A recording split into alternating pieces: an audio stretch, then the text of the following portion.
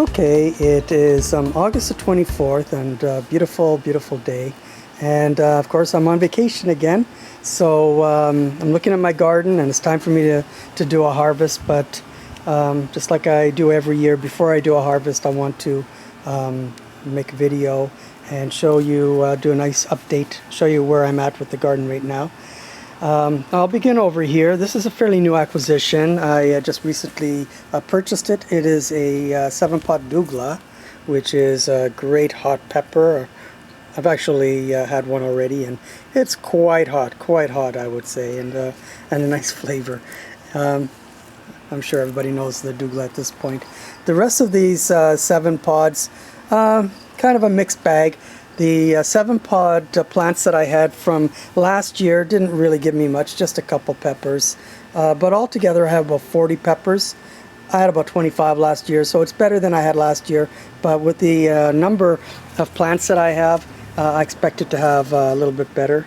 So you can see it's, you know, they're starting to ripen, some of them. Very nice right there. And back here, some more, and there's another one over there, and lots of green ones yet. They're a Jonah 7-pod, and really, I really like it. I've always liked the Jonah 7-pod. I like the flavor of it, and the heat. Quite a nice pepper all around, I think. This plant right here was grown from my original seed stock from 2009. And the most prolific of all. So these are really pure. I got the seeds from Cappy back in that year, and really nice. Most of the peppers are really on this one plant, you could see. Anyway, that's good. I'm happy with it. I guess 40 is quite good. In front here is a pepper I've never grown before. It's an annuum. It's called the Zano. Most annuums, I feel, are kind of gross when you eat them. This one's prolific, just like almost all annuums are. The Demon Red and the bird pepper, the bird's eye pepper, I guess it is. This one, though, just to be a little bit different, you can see it starts to turn red. The first time I bit into it, I was really surprised. It's actually a sweet tasting pepper. At least the initial taste is sweet. Sweet, but not in a habanero way. It doesn't taste like a habanero at all. It's just different. And then, of course, that fades. The heat hits your throat, and then it subsides, and that's what they usually do. And they're seedy, and they taste like soap. And that's what happens, and that's the aftertaste really for this one, I'll say. But the initial taste is quite pleasant and nice. So, for once, I'm actually, I look at all these peppers, and I have about 120 Zano peppers on it, and that's good. I'm actually looking forward to having those. Behind here is my Peter Yellow. Looks like a penis. Well, kind of. Anyway, they're all different shapes. They're all kind of misshapen, and it's one of the ugliest peppers in the world, I think. You can see them all. I think every one of them looks different. They look kind of like dolphins, actually. Doesn't this guy look like a dolphin? Yeah, it looks like a dolphin. Anyway, they're about 30,000 Scoville units. I haven't tried one yet because I grew it because I thought they'd be hilarious, not because they're so yummy. There's some more. I've got to show you every one of them. I think I've got maybe 20, 25 peppers on it. Anyway, okay, I got my money's worth from that pepper. In the front here, I have 3 Fatali plants. This one, no peppers. No peppers. Not even one. And then these 2, altogether I have about a dozen peppers. Now, Fatalis are beautiful, and these are beautiful looking specimens, really. Look at them. Delicious. Get out of my way. Delicious looking. Yummy. And this one, Yeah, look at them. Everyone loves Fatali. Okay, now I'd say the hardest pepper that I had to germinate was the Peruvian Arancillo, and that's this plant here. It took forever. It was one of the last of the plants to germinate, and when it did, it just sat there, one leaf and one little tiny root, and didn't grow at all. And every time that I watered the plant, it came out, lying across the surface of the pot, of the soil, and it looked pathetic. And I just pushed it back in, and I kept at it and kept at it and kept at it. Eventually it did catch on, and look at it, it's one of the biggest plants in the garden. And I have almost 100 peppers on it. So you can see this is what they look like when they're fully mature. I've got to get in there. Hang on a second. No, you don't. There you go. So there it is. And you can see I have a few more. And I've got to tell you that it is a pepper with a taste I have never had before. Never. It doesn't taste like any other pepper. I can't even describe it. It's kind of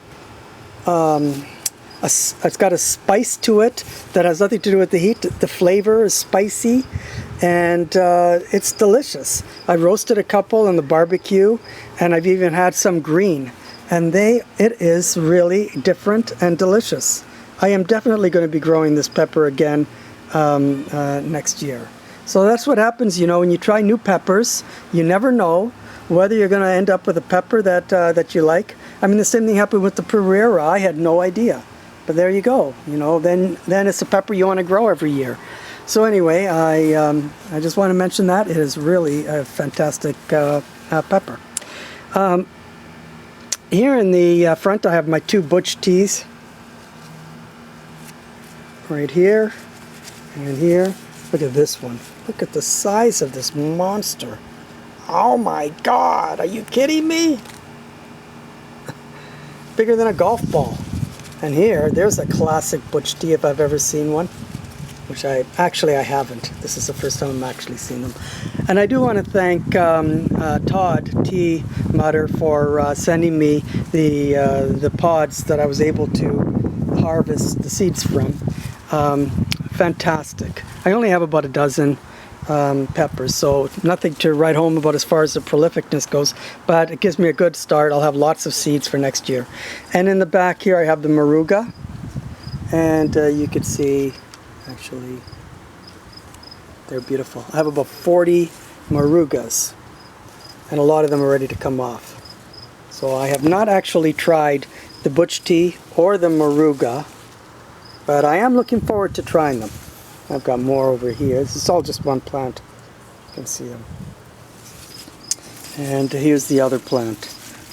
And I mean, I would like to keep this video a little bit shorter than normal. The last, not normal, but the last couple I've done. But I don't think it's going to happen. I'm sorry. You can fast forward to this part if you find it boring. Anyway. Again, Todd sent me the Moruga and the Butch-T, and I am indebted to him for that.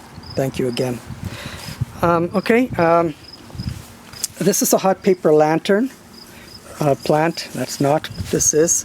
And I think I have maybe one hot paper lantern on it. But what a hot paper lantern it is. Nice, eh? I have two more plants in the back. In total, I have about 100 peppers. And I've been picking them and eating them for the last month and a half. They are a very good pepper. I always talk about actually stopped looking at the viewfinder. I always talk about the hot paper lantern. This big plant full of peppers. And then you can see over here,